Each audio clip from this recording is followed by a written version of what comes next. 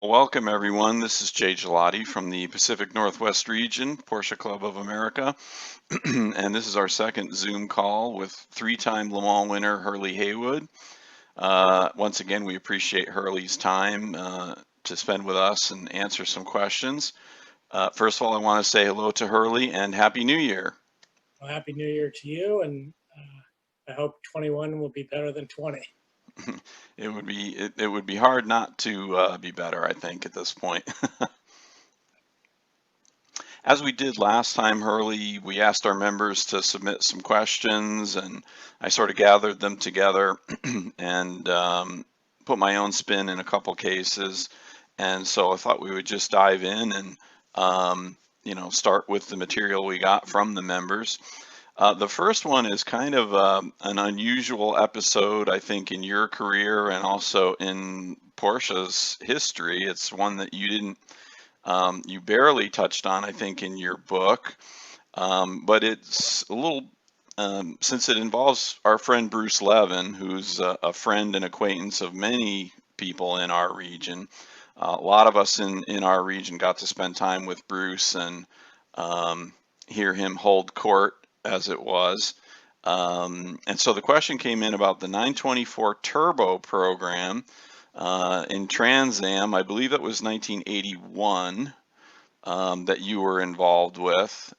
It probably wasn't Porsche's finest hour, but I wonder if you could talk a little bit about the program and maybe a little bit about what the car was like to drive, first of all. Well, Bruce sort of put that program together with the support of Porsche in America. Joe Hoppen, I think, was behind it. And the car was really quick, but it had no endurance to it. It would explode itself halfway through the race, and that was the end of the day for us. But it was quick and a good qualifier, but it just didn't have the stamina to last for the whole race. And both Bruce and myself had pretty good mid-race results, but the end of the race results were pretty terrible. Mm-hmm. Yeah, Bruce talked, I can recall Bruce talking about receiving engines by the truckload. I don't know if he was exaggerating or if there was any truth to that, but so the engine was the weak point. The engine was a weak point. I mean, it was stressed pretty significantly to keep up with the competition.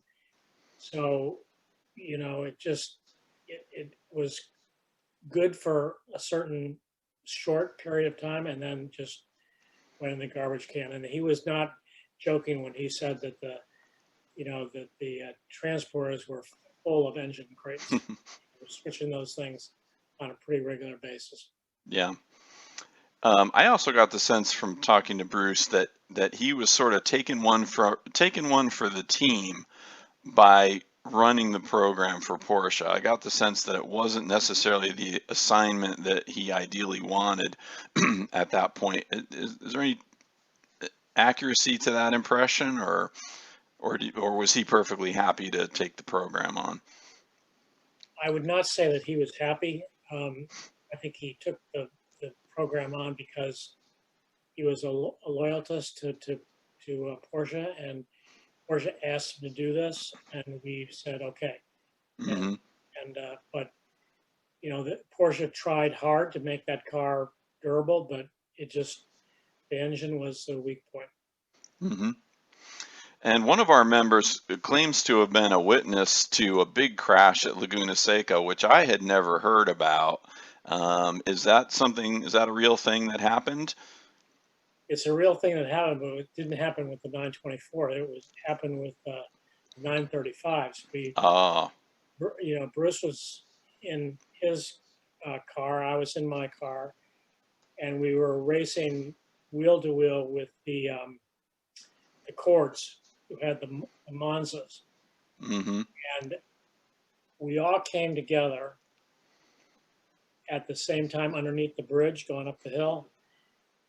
and it was just a massive crash with carnage all over the place. And Bruce got out of his car and came running over to my car and opened the door and said, "You okay?" And I said, "Yeah, I'm fine." He said, "Yeah, you just cost me hundreds of thousands of dollars." So, that was it was one of those things. His car was repairable, mine was not. Wow. So to write off a 935, you have to hit it pretty good, I think, right? Yeah, it was impacted about 3 or 4 times. Did you ever determine whose fault it was, Well, or was it just racing? it wasn't my fault. Chris Court was on the outside, I was on the inside, and he wasn't going to back off. I wasn't going to back off, but I had the inside line. I was on the left side, and we just came together. And then Bruce and Chris, I think, came together. Jim Adams was the one that was driving the other car, and so it was a pretty spectacular crash. Okay. So no crash in the 924 that you recall. No, that was not with the 924. That was Okay. So when you eventually come and visit us in person, you'll get lots of questions about Bruce from everybody, and we'll talk more about it. But just if you could take a minute and, because I've never talked to you about what it was like to work with Bruce and to race with him and all that. So maybe if you could just say a word or two about our friend and what he was like as a teammate and a team owner. well. I really liked Bruce Levitt. He was a great guy. He was a great owner and a great employer, and he paid me. The reason I left Peter was because Peter wasn't willing to, pay me what the going rate was. So Bruce said, we'll run a car under the Brumos colors, and I want you to drive it, and I'll pay you, X number of dollars. And it was, a pretty good fee at that point of racing. And he always had great equipment. They were beautifully prepared. He had really good guys working on his team, and Bruce was just bigger than life. I mean, he was such a character. You always, could find Bruce in a crowd because he was the loudest voice in the crowd. And, he was just a great guy. I stayed many times in his house. He was married to a wonderful lady, Nancy Levin. And I just connected back with Nancy over the weekend. My sister was down. They lived close together up in Santa Barbara, and they called me, and it was really great to talk to her. So I just really was, really liked Bruce, and he, liked me, and that was good. Yeah, I agree with your description of larger than life. He's one of the few people that I've met that really meets the criteria for a larger than life sort of character. I think the sign on his trailer sort of summed it up, and that he said, "He who has the gold makes the rules," and that's a true statement. Yeah, that's a good one. Well, he was also sort of my neighbor.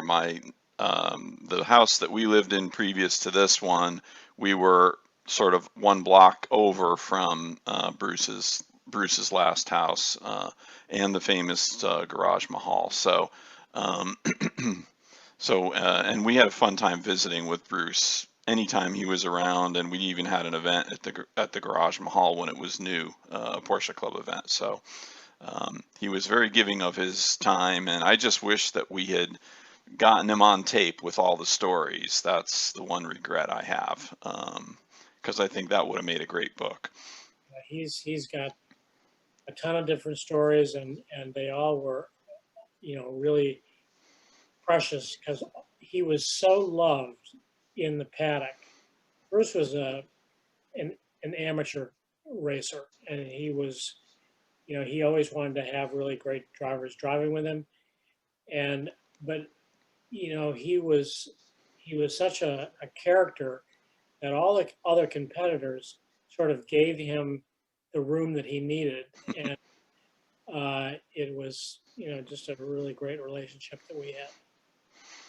How would you rate him as a gentleman driver? How would you rate him against the many other gentleman drivers that were in IMSA at that time?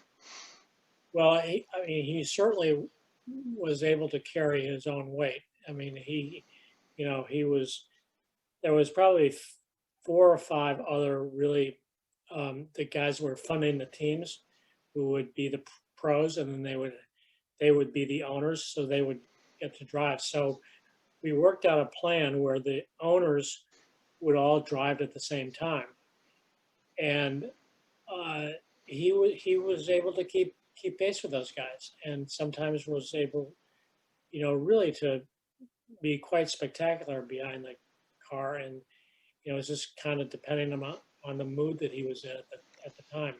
Hmm. When he would take the bit in his mouth, he was as good as anybody out there. Yeah, my favorite of all the quotes that I heard Bruce speak to me was he said, want to get this right, he said, there are guys who drive racing cars and there are racing car drivers. And he knew which one he was. And he knew the value of employing the professional racing car drivers, like people like yourself and Hans Stuck and Jochen Moss and all those kind of people. So I think he recognized, what his role was.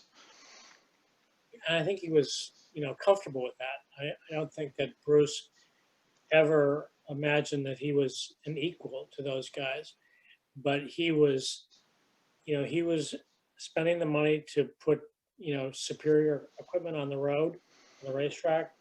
And I think, he enjoyed the time that he spent in the car.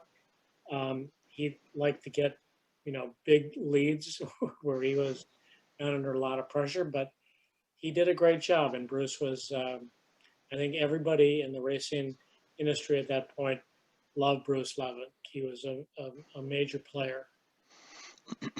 Well, that's good. That's good background to hear. The next little set of questions I have actually goes back in time a little bit to your other famous team owner, Peter Gregg.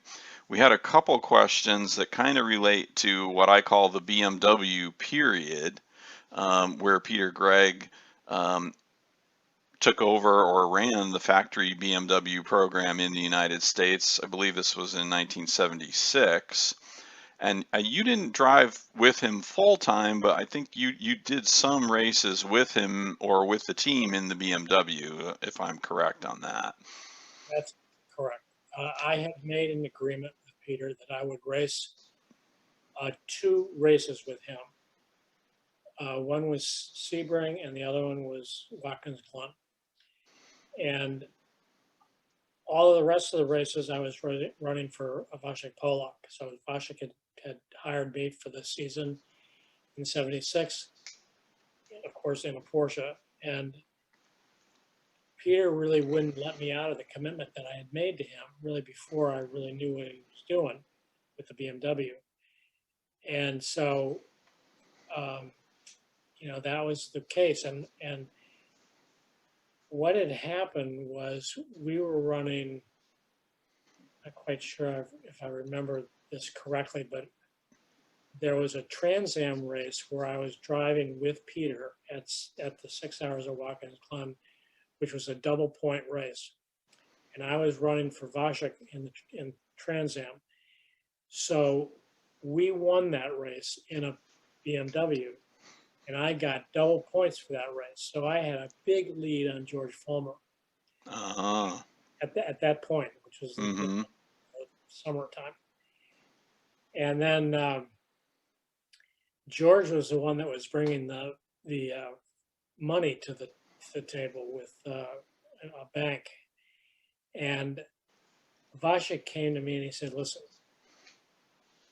I've got to slow your car down a little bit because George is, got to win the championship, and hopefully you'll be second." And that's what happened. So I remember we were racing in San Jovite, and the car was really great, and I was, going for the pole, and somebody had blown their engines. And I came down into the corner and hit the oil and spun out and hit the guardrail really hard. And I thought that the car basically was history. I mean, I didn't think that it could make the race. And the next morning, I came down to breakfast at the hotel, sat down at the breakfast table, and Vasha came in and he said, "What are you doing?" And I said, "I'm having breakfast." He says, "I need you at the racetrack. Your car's ready to go." And he had worked all night long in the rain, putting this car back together, even with the paint and everything. I mean, it was a miracle. And he said, as I was getting into the car, he said, "Be really careful because I'm not quite sure how well this car is put together. So, just sort of feel it out and don't, do anything drastic." And I led the race for 2 or 3 laps, and then it started to go a race. So, And I'm sure he probably did a lot of the work himself. yeah, there Yeah. was 1 or 2 crew members, and it was Vashek, and he was out there in the cold rain. In the morning when he came to the breakfast table, he looked like he'd been pulled through a knothole. I mean, it was really terrible. And I said, "You're all right?" And he says, "Yes, your car's okay. It's good." So away we went. Mm-hmm. So Peter's, and I think you touch on this in your book, but was it a situation really where Peter wanted to show some independence from Porsche, prove that he could succeed without Porsche? One of the questions we got was a little bit about, the reasoning why Peter decided to go with BMW for that period of time. No, what Peter had done, he wanted a certain things from Porsche, and Porsche was not willing to give what he wanted. So he said, "Well, you know, I'll just go race for another manufacturer." And BMW was there, and we were a BMW dealer at that point, so it made sense to, have them as a sponsor. And the cars were actually, pretty nice to drive. It had a long wheelbase. It was, a real rocket ship, and so he, signed on to it, and they won Daytona with the car, with Brian Redman, and I don't know. I think Hans Stuck was in that program. No, not Hans. I can't remember who the third driver was, but it was a pretty good relationship. But the next year, 1977, he got exactly what he wanted. So I think he made his point, and was with BMW for 1 year, and then that was it. Yeah. Did you find it easy to go back and forth between the Porsche and the BMW, or was there some adjustment when you got out of one and into the other? No, it was, race cars are race cars. So you got to kind of find out where the limit is in each car, and it doesn't really make any difference what you're driving. I mean, it was a completely different platform. The engine was at the front of the BMW, the engine is in the rear of the Porsche. It had a longer wheelbase. It was more stable at high speed. But I'm a Porsche guy, so I had to make an adjustment, but the adjustment wasn't that bad. There was a lot of leeway with the BMW.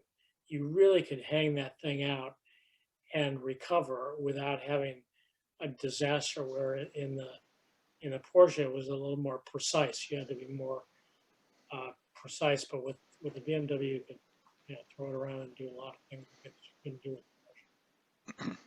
Good.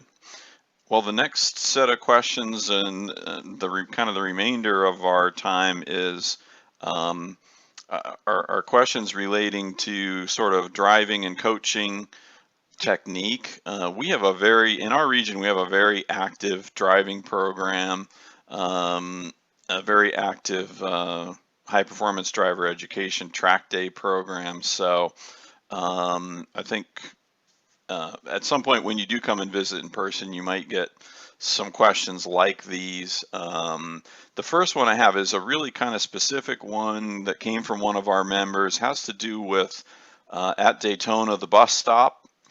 And the question is basically asking, what is your technique or your thought process in the bus stop chicane? And because we have a feature, somewhat similar feature at one of our tracks that we run on. So how do you handle the bus stop? Carefully. On the bus stop, your approach speed into the bus stop is fairly high, probably close to the top speed of the cars around any portion of the racetrack because it's a flat surface, there's no banking. So depending on the car that you're running, let's just say that you're going to run a 935 or a 911. Your approach to that speed is 180 or 190 miles an hour, but the surface going into it is flat, so you can really get in there pretty deep into the corner. But because it's a switchback, it goes left and then immediately right, little straightaway, and then right and left again, going up on the banking. So where you make your time is on the entry into the bus stop, and then you have to sort of quiet things down in the middle and then set it up for the maximum exit speed out of the corner, out of the last corner going up on the banking. Because, and you can get, if you miss it, because that's, in like a 24-hour race, everybody runs off the track. They try to maximize the greatest distance, and they drag the dirt up on the track, and it really makes it, there's one line through there. If you don't get the entry right when you're racing with somebody and you're either to the outside or to the inside, it can really be a problem. So you've got to be really careful. It's better to be patient there than patient on the entry than aggressive, because if you're too aggressive, and I think if you watch the videos of that thing, you'll see it. And remember that at Daytona, you've got GT cars and you've got prototypes racing. So your GT cars and your prototypes have similar speed on the straightaways, but the entry speed is much different. So the prototypes got a lot more downforce. They're able to get in there a lot quicker than the GT cars, and that's where the problem comes in.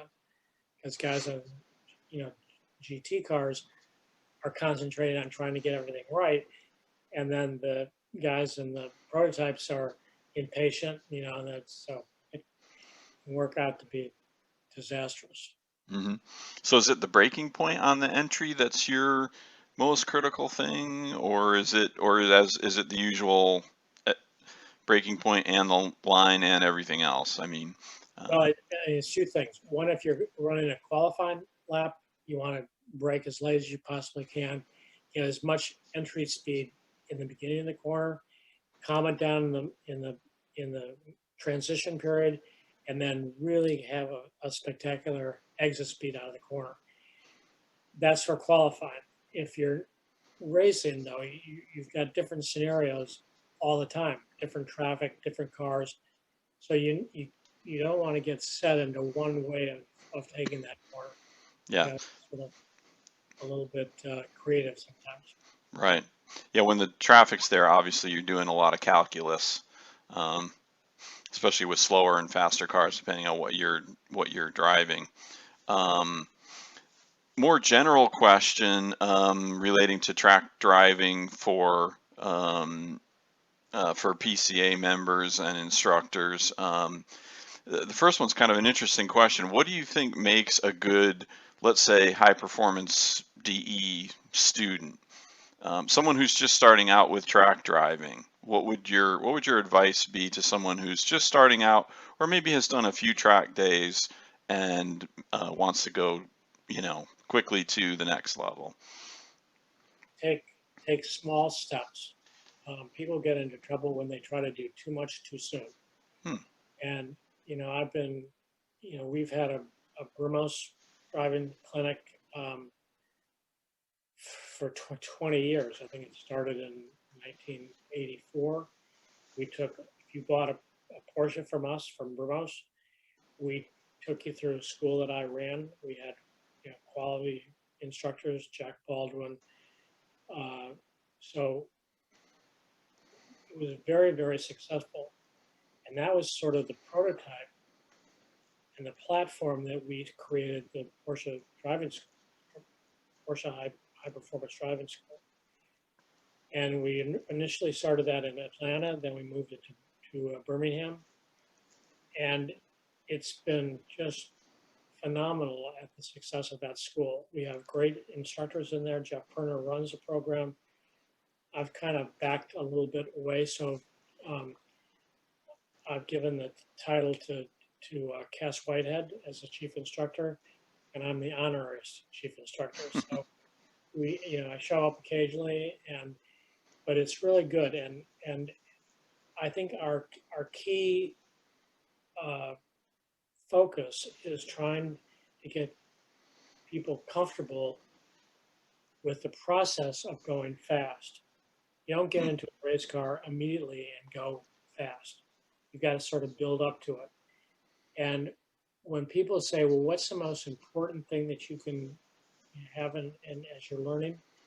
I said it's proper eyesight. Your eyes tell your hands and feet what to do. And if you're not looking at the proper thing, you can't instruct your feet and your hands on what to do properly. So once people get the vision aspect under control, then they make big improvements, big steps for improvement. Hmm. That kind of relates to another question that I had, which is there one thing that novices do or don't do consistently that they need to work on? I mean, is it the vision or the look ahead? Is that the thing that is the main weakness, do you think, for novices, or is there something else that novices typically have to work on or overcome? Well, that's a multiple answer question. So, yes, the eyesight is extremely important. So let's just say the amateur comes down and takes a corner and he really does it, nails it perfectly. And then in his mind, he's saying, oh man, that was really good. That felt really good. And then suddenly he's arrived at the next corner and he's completely out to lunch on the line. So you have to be continually ahead of the game. You never want to get behind the ball. You want to be always in front of the ball. And that comes from eyesight. And it's like a chess game. Every move that you make is predicated by what's happening in front of you or in back of you. So all those things have to be meshed together.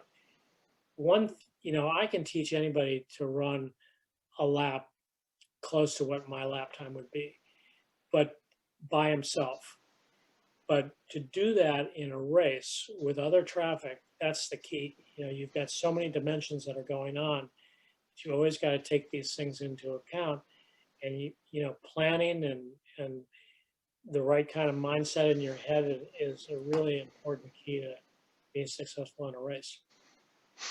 So for the novices, the learning where your eyes should be and where you should be looking is, you would say that'd be your first sort of time saver for the novices, is to get the vision part of it correct. That is correct, but that vision, though, you have to remember that vision has to encompass a 360-degree circle. Sure. So most amateurs are only looking out the front window. They're only looking where they're going. But to have that successfully, you have to be conscious of what's along your sides and what's coming up behind you, because that's going to dictate what you're going to do. If you got a prototype coming up behind you, or you're running a GT car, you've got to give the prototype the leeway that he needs to get into that corner properly. And if you give up a little bit at the front end, you'll gain it on the back end. So people just have a hard time when they're not professional guys understanding that concept. Mm-hmm.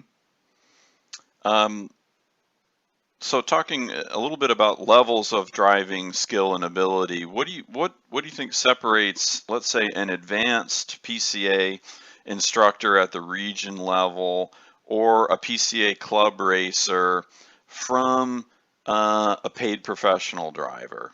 Is there something that we can point to, or is there something that separates those two groups? Because we have some instructors in our region that are really good drivers, obviously. So where's the difference between those guys and the guys who actually get paid? Well, I think it's the guys that get paid to do it have sort of an innate capability of understanding what the fastest line through a corner is, regardless of what the traffic scenario is. Hmm. The instructors, and there's a lot of really great instructors out there, but my suggestion, and I've been trying to preach this to all the Porsche clubs whenever they allow me to talk about it, is one set of standards on the communication to an amateur driver. So the really good amateur guys that are teachers teach it their way of getting through a corner, not the proper way to get it. And that's where the big disconnect is, where a professional instructor will teach the best way through that corner, not their way of getting through that corner, but the best way to get through that corner and the safest way to get that corner. You want to always have the safety aspect at the front of the game, and you want to make sure that the student is comfortable with what he's doing. If you scare him to death, he's not going to do well, and he's going to be timid. And you've got to instill the kind of discipline to the amateur guy where he's going to make steps that are logical, not say, "Oh, you're really doing great," and then he goes out and he completely messes the corner up and maybe crashes. So that's one of what we've taught in the Porsche driving school. And Jeff Perner and all of the guys that are teaching there are pro guys. They're not professional. They're not amateur guys that want to teach. They're pro racers, and they've got the protocol down. And all of our instructors teach the same thing day in and day out. And do they occasionally have any disagreements at a particular corner or a particular complex on a given track as far as what really is the best way? Yes, that's part of the program, which makes it unique, is that you have professional guys that will take a corner one way, or another guy will take it another way. But we always sort of manage to get somewhere in the middle of that. So yes, there's a theoretically correct line, but depending on your driving style, that will be, you'll be able to modify that. But what we try to do is we try to get the line through the corner, which will have the least amount of resistance on the car and the least potential for him to make a mistake. Any racetrack that you're on, you can try lots of different things, but when you're trying different things, you have to calculate that there might be a risk to doing that. You might mess up, and you might spin out and hit the guardrail and do $1,000 worth of damage to your car. In the Porsche driving school, we want to minimize that risk. So we, teach a competitive line, but not necessarily a line that a lot of pros might take. Mm-hmm.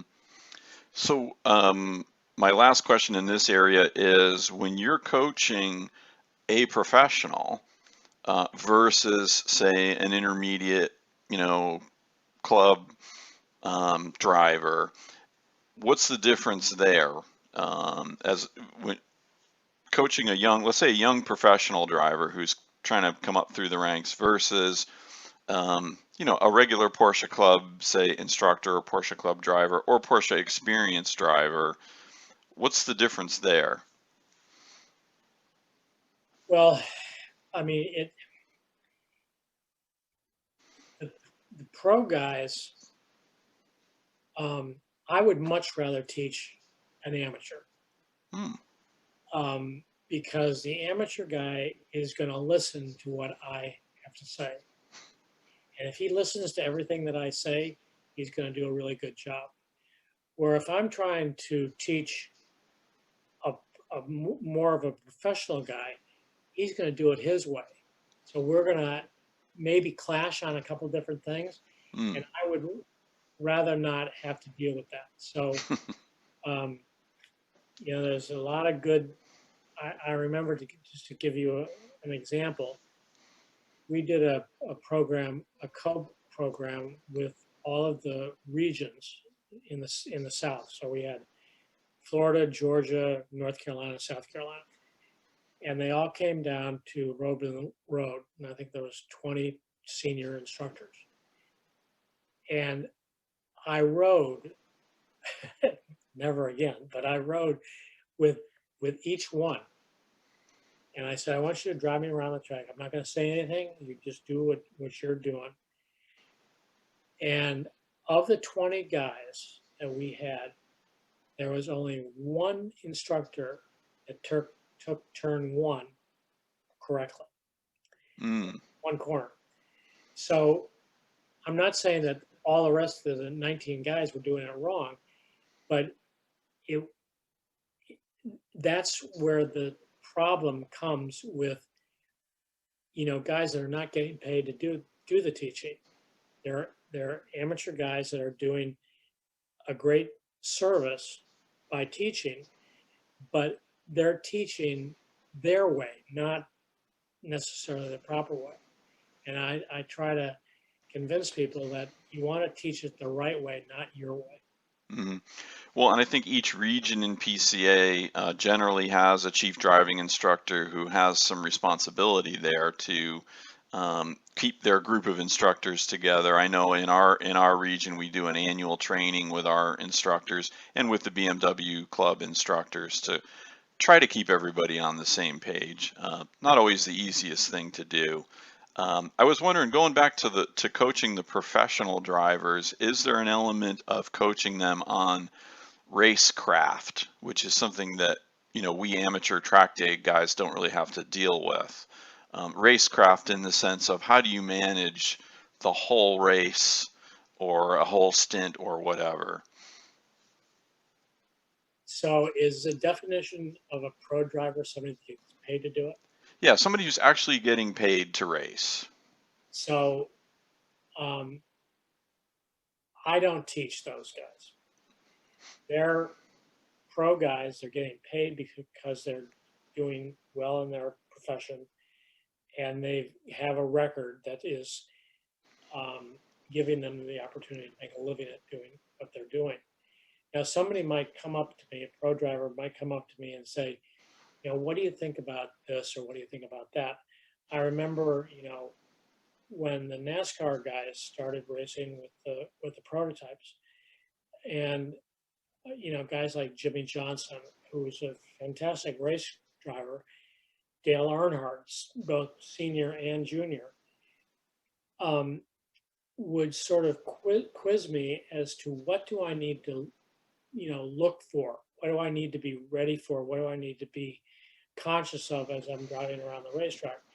I'm not going to tell those guys how to race a corner or how to drive a corner, because they're pro guys. But what they sometimes don't realize is the mechanism that's allowing all these variables to come together, different variables on car performance, driver performance, and you've got to get that mixed properly. Hmm. And I think that's where guys like myself can be helpful to even a pro driver that's come from a different um, type of car. So like a NASCAR comes into IMSA to race, he's going to need some coaching as not the driving point, but what to look for. Mm-hmm. NASCAR guys, you got all those cars of basically pretty much equal drivers. Where in IMSA you've got all these different variables, some really fast GT drivers, some really fast prototype drivers, but everybody's got to mix together. So you've got slower guys in the GT cars, you've got slower guys in the prototypes, and you because of the way the cars are constructed, you can't really see who's in the driver's seat. So you've got to approach each car with the utmost caution and not give up any time. Mm-hmm. That's that's what's hard to do. Yeah. So have you not done much coaching with, say, the younger, like, say, teenagers who are just making their first steps into being paid professional racing drivers? Not really. In a Porsche driving school, you have to be 21. That's a legal thing. You have to be 21 to do it. And so I don't really get too much involved from the coaching standpoint of really young drivers. Mm-hmm. Um, and they'll come to me and they'll ask, what do you think? What would you do? And I'll be more than happy to, give them my advice. But those guys that are in that league that are showcasing themselves uh, are terrific drivers. I mean, there's really some spectacular people out there that are young drivers that have gone through the Porsche driving programs that are with Carrera Cup and all these things that are fantastic drivers, and they'll come to me to ask more of a philosophical problem rather than driving problem. Mm-hmm. Do you see a difference in the culture that we have today, where these young kids, young guys they start in go-karts when they're 4, 5, 6 years old, as opposed to in your era where a lot of the really good drivers didn't even start driving, high performance cars until they were in their 20s? Does that make much of a difference, do you think, or is it just purely a matter of when they start? Well, the earlier you start, the better you're going to be. You practice your craft, and if you can practice your craft at an early age, that's going to benefit you. When I started, I was 21. You couldn't get your license before 21. And so today you've got guys that are starting pro racing at 17 years old. And the guys that are starting at 17 years old come from a culture where they've been trained on go-karts, and they have a huge advantage of track time versus a guy that's starting off. I was 21 when I started, and I got lucky. I was with a really fantastic team. I won, my first race at Watkins Glen, a 6-hour race. We won the championship in the GT stuff, and then turned around 2 years later. I won 24 hours of Daytona when I was 23. So, it's just you got to. The most important thing I can tell a young kid is to get involved with a good team and start that process early. So go to somebody like, Chip Ganassi, let's say, and work on the crew, understand the mechanics that are going into the car, how to set the car up, what to look at. And then if Chip or his, people that are managing the car say, this kid really, we should give him a chance. And many young kids get their chance from doing just that, because the owners will see a great amount of enthusiasm, and they'll go, maybe we should give this kid a try. And if he's, good, then he'll move up the ladder. Mm-hmm. Especially, guys like in NASCAR, that's really happens a lot. All the different platforms of NASCAR racing. I think you mentioned a factor earlier that we didn't talk too much about, but some of the guys and I would put you in this category, just have an innate talent and a skill that probably gives them an advantage coming out of the gate. Would you agree with that? Yes. I Yeah, mean, I think, I there's think some natural ability there. it's like any profession that you are talking about. Tennis players, football players, Yeah, golfers. golfers. There's some mechanism inside of you that allows you to do something a little Hmm. bit better than the guy next door to you. Oh, Jasper the cat is here, has joined us. I got a little 4 month or 8 week old puppy, an English Oh, Spaniel, and that's why I was late. okay. I bet he or she is keeping you busy. Well, luckily I have two other Cocker Spaniels, so they've really adapted to her quite well. They're older, and they all play together, and which is great because that gives a puppy a lot of exercise. Yeah, and while we're all stuck at home, it's nice to have our pets to keep us company. I don't know what our pets are going to do when we start going back out and spending time outside the house. My my dogs, if I leave the house literally for 15 minutes working outside or doing something and come back into the house, they're like they haven't seen me in a year, all over me. So be a real problem. Yeah, so when you start traveling again, who knows what what our pet friends are going to react like, I guess. I'll get used to it, I guess. Well, Hurley, this has been great. Once again, really want to thank you for your time. Appreciate your thoughts on the driver instruction and coaching. We might like to do something again with you, perhaps specifically with a group of our own instructors so they can um, ask you their questions directly. Because of course I have not done that much track driving myself personally. I've done a little bit, but we've got, as I said, a very experienced group of drivers and instructors who might like to share their questions and get your thoughts. So, but for now, we'll just hope that things get better with the virus going forward. Maybe we can get back to some events later in the year. Maybe we can even see you in person later in the year, which we're sure hoping is possible.